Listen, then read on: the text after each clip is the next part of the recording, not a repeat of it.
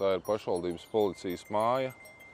Otrā mājā ir citi dienesti pašvaldības.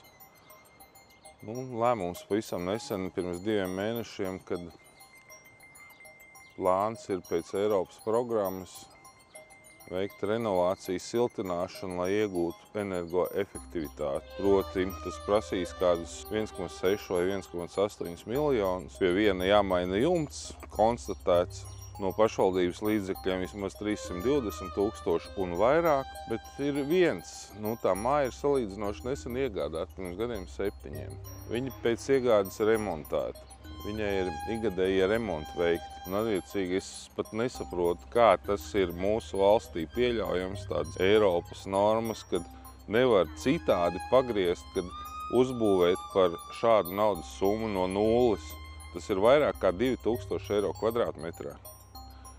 Mēs pietiekami labā mājā, labi uzturētā, plānojam ielikt vairāk kā 2000 eiro kvadrātmetrā. Es, protams, biju absolūti pret iebildu. Man neviens nav ņēmis vērā. Tas ir tā par darbiem runājot, kā es uztveru, kā ir jāsaimnieko. Godīgi sirds sāp, kad te nav tikai pašvaldība vainīga. Tas ir valsts politika, tā ir akla sekošanam Eiropas normām, Eiropas idejām, projektiem.